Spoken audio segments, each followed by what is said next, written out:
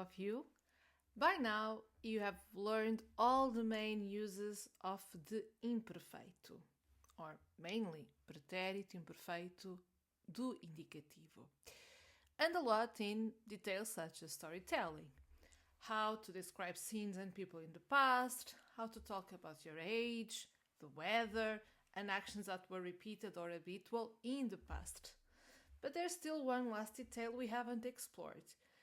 How to describe something that was happening at a very specific moment in the past. Something that was ongoing, but with the difference that you want to kind of amplify that very moment. Now, this is where we are going to introduce a new tool. A structure, actually, that you have seen before if you studied the present tense, and a structure that's common in conversation and helps make your storytelling feel more vivid and immediate. So let's start and take a look. So, as you most likely learned before for the present tense, and as you can see here written on the screen, we have the structure estar plus with the verb in the infinitive. Yeah, it's not just the verb estar though. You have to put a preposition in between the estar and the very next verb in the infinitive. For some reason, most students do forget about this particle, about this and by doing so, they're doing it wrongly. It's not at all the same case. Now, in the present tense, you've learned that estar conjugated in the present tense plus its preposition a plus a verb in the infinitive is exactly the same construction to the so-called present continuous or progressive in English. So, whenever we say in Portuguese, in the present tense, estou a ler, that means I am reading. So, what is going to happen now in the past? Well, we are just going to use the same pattern, but this time we are going to put the verb estar not written in the present tense, but now written in the imperfect or imperfeito tense. As you can imagine, the verb estar is a regular verb in the imperfeito, so you're just going to transform that tense, estou, into estava. And just like in English, the other part, reading or a ler, does not change. Now, and just like in English, estava a ler means I was reading. So the action was in progress at a specific moment in the past. But in the past, probably we don't have a wider context, but in the past it hadn't finished yet.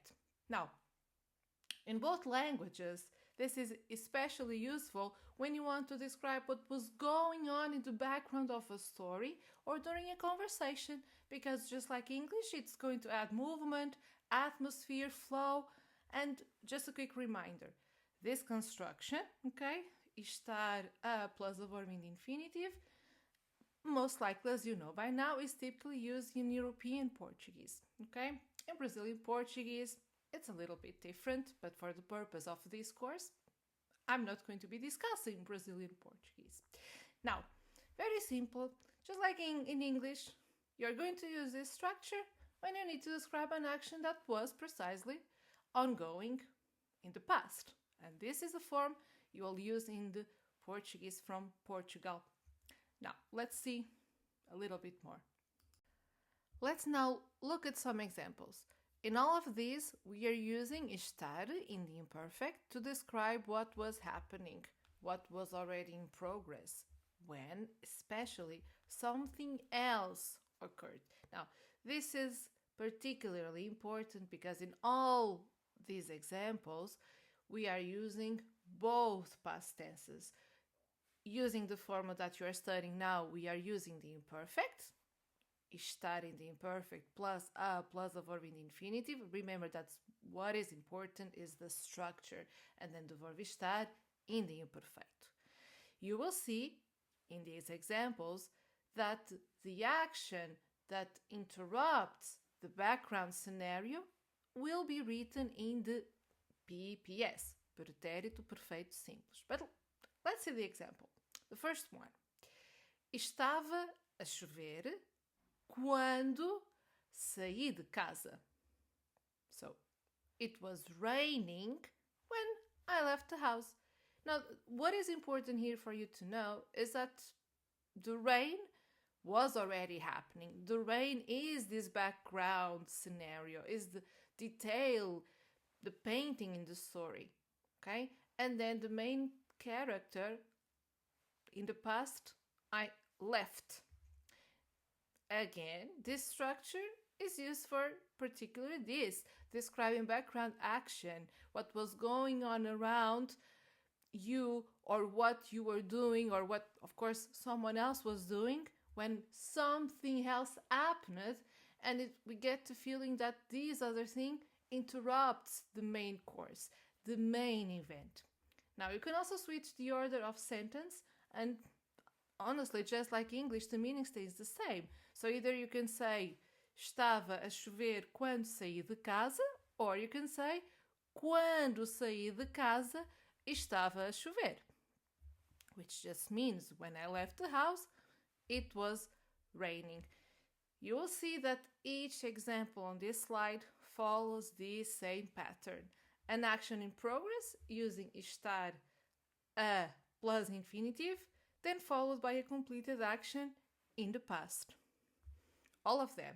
The second example, you can still see the same thing, and it's the same thing for all these examples. Estava a tomar banho quando o carteiro tocou a campainha. Estava a fazer o jantar quando tu chegaste. Estava a ler o jornal quando a minha irmã chegou. Or, the last one, ela estava a sair da biblioteca quando viu o acidente. Another detail I want you to notice is the word quando that I've written in italics. So you notice that this word introduces this moment, this other moment. And you can see that whenever that happens, the other verb written in blue, it's written in the pretérito perfeito simples and is the action that interrupts the background scenario. I think you got it. Let's see a little bit more now.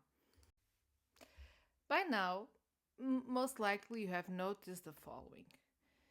Whenever we say a sentence using this structure and followed by the PPS, just like we saw in the previous slide, you can feel that all the structure written down in the imperfeito, it feels like a long acting, a long prolonged action in the past. And one using the PPS is just one-time event. This cannot be the most classic examples of how to use these two tenses and the main differences between them both. Okay?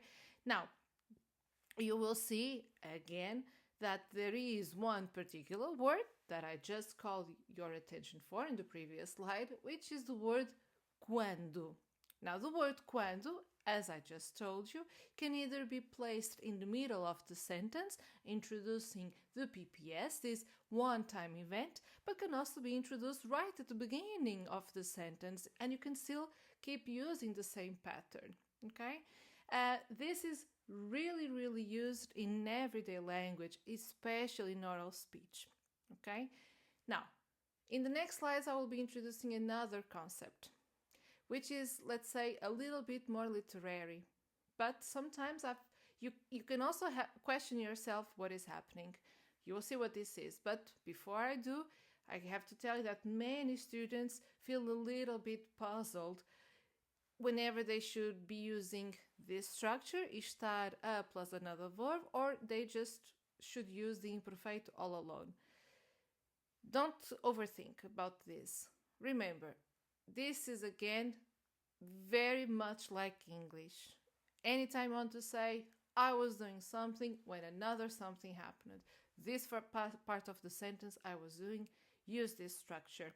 Yes, it's true that I will be giving you just the verb in the imperfeito, and the translations can be the same, but it's not so used anymore, okay? So if you just want to really speak Portuguese in an everyday conversation and understand this, stick to this tense. Surely, if you want to delve a little more into my language, which I'll be very happy, learn everything, okay? But just bear in mind, this is as simple as it sounds.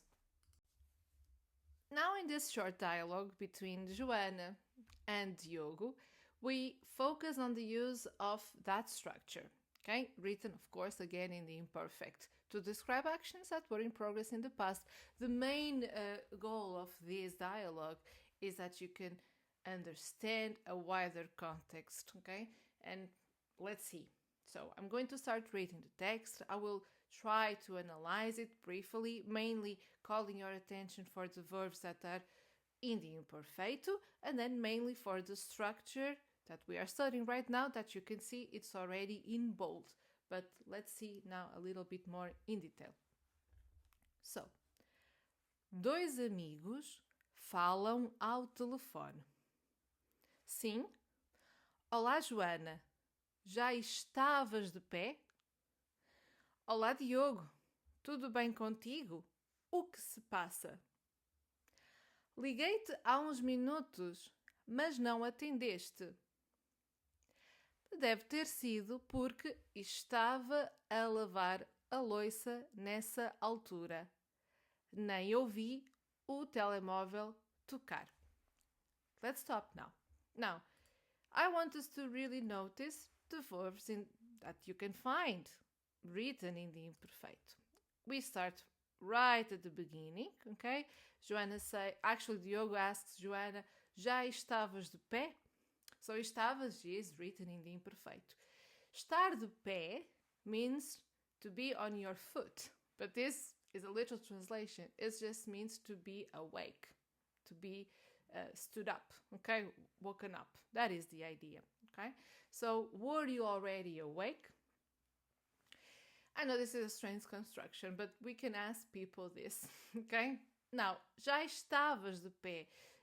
When Diogo calls, okay, he wants to know if she was already awake when he calls.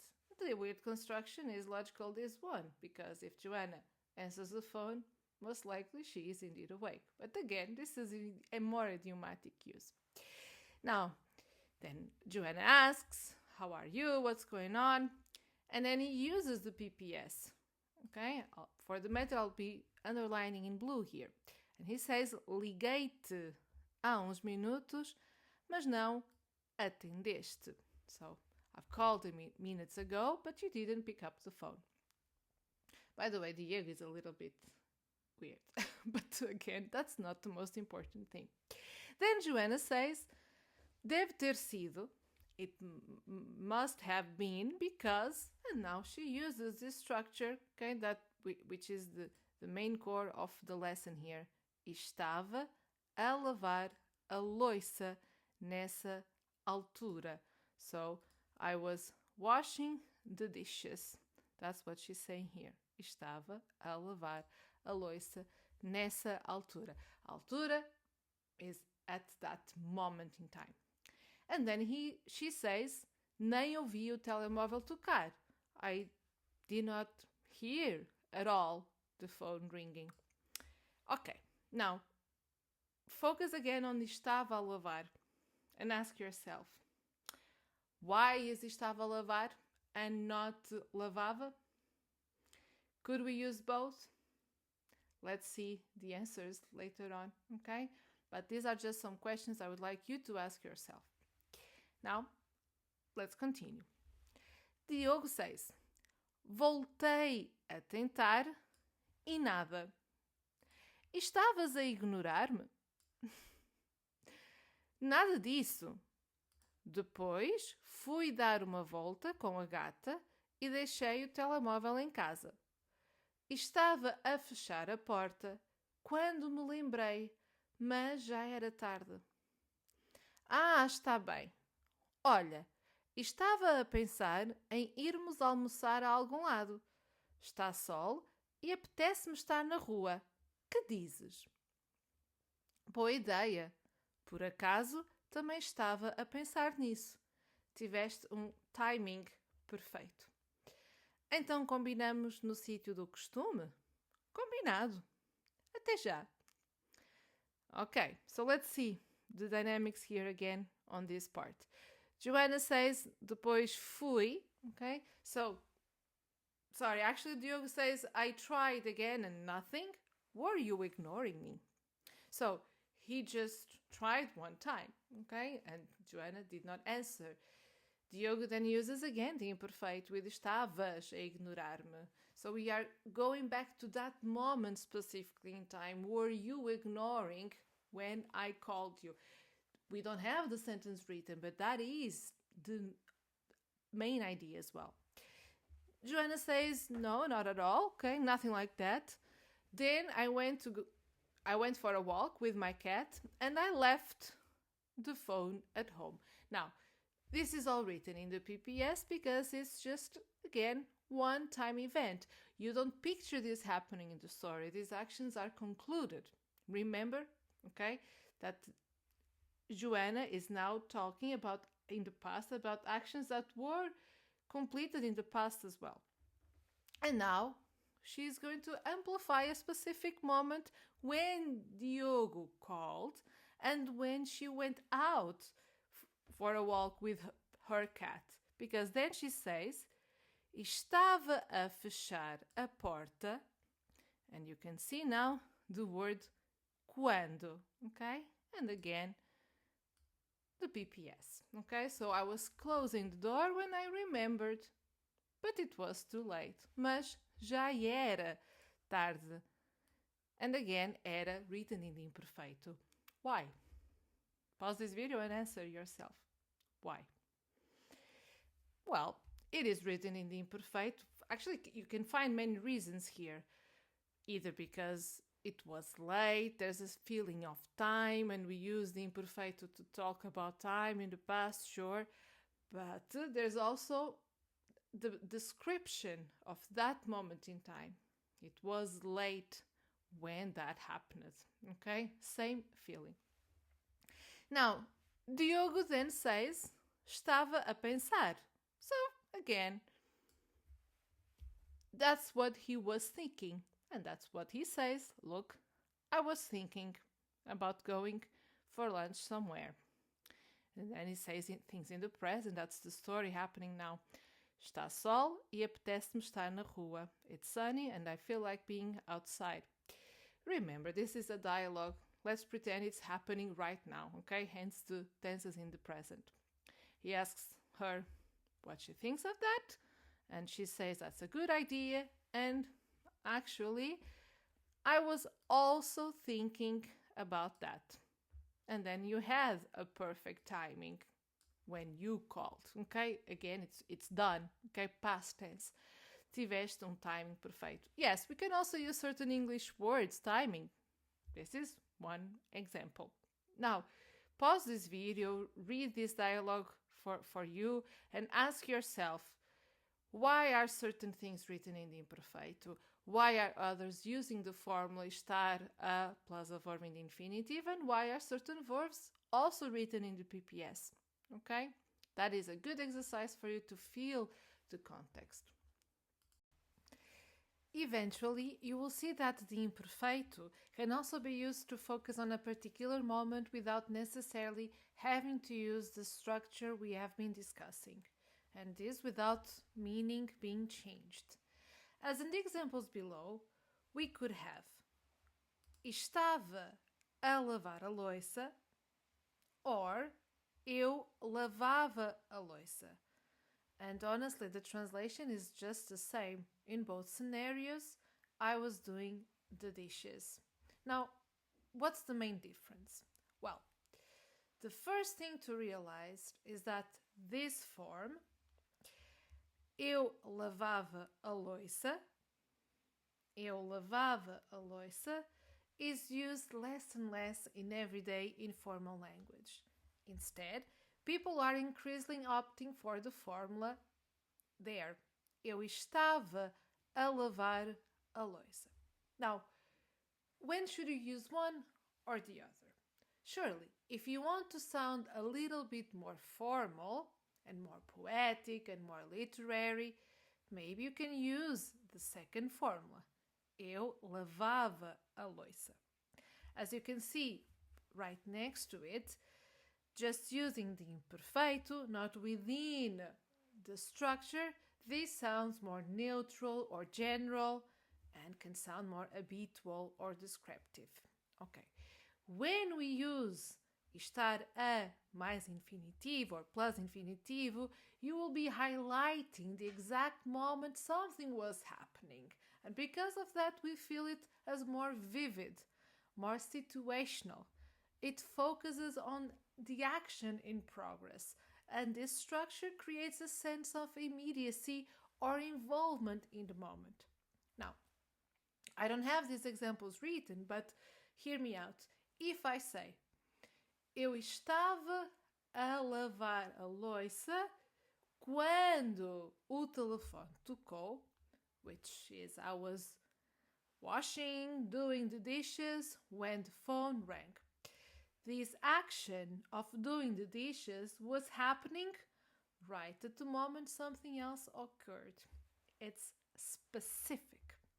Now, if you opt to just use the imperfeito without the structure estar plus a, again, as I told you, it does sound more neutral. It then can also sound more as an habitual action, describing what usually happened in the past or providing an additional background information. Now, as I told you, this form will give the listener a broader but a less specific idea for an action. For example, I can use eu lavava a louça within an habitual thing in the past, such as quando eu era criança, eu lavava a louça todos os dias. When I was a child, I used to do the dishes every day. And in this situation, the imperfeito focuses on the routine without thinking about a particular moment. Again, the main point it's the first one. You can use either, but the formula eu lavava a louça quando o telefone tocou, it would still be translated to I was doing the dishes when the phone rang, and you can still use it. However, in everyday life and in current year, this year, it's way more popular and better to use eu estava a lavar a louça. But then again, if you ever hear or read, most likely you will read this, don't think it is a mistake. It's also normal, okay? It's just disappearing in everyday language.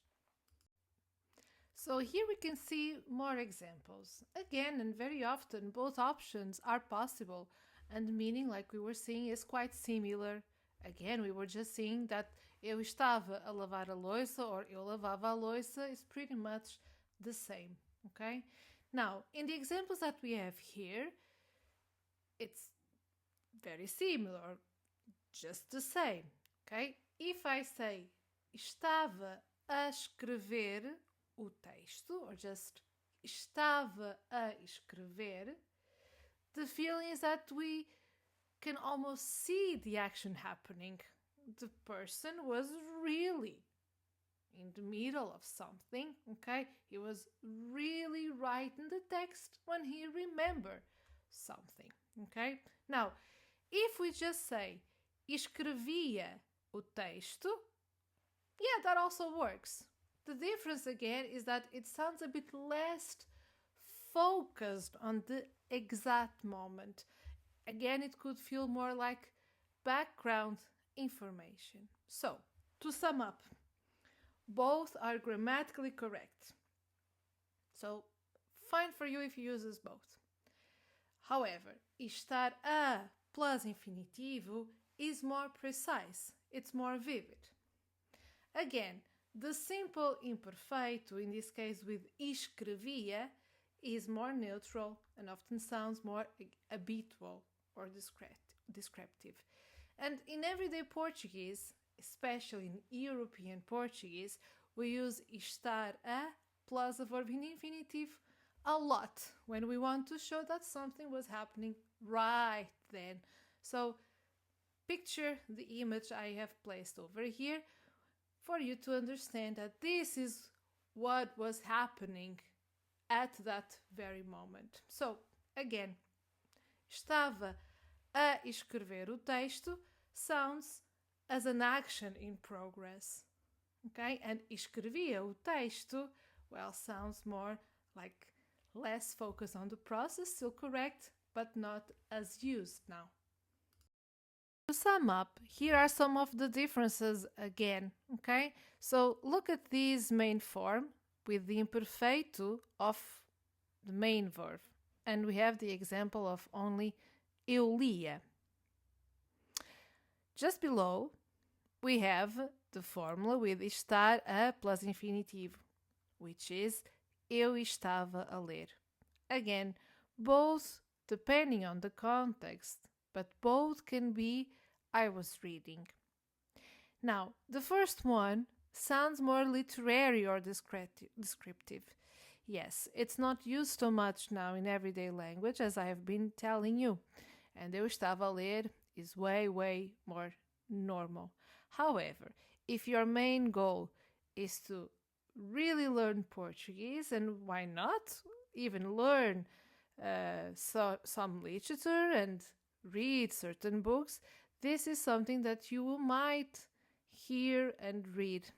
However, if your focus is only on conversational Portuguese and just understanding the overall message, please go with eu estava a ler, especially if you want to describe something that you were doing at a specific moment when your action was interrupted. And in that case, remember that we use a lot I was reading, written with the imperfeito, eu estava a ler, when, quando eu me lembrei, for example, okay?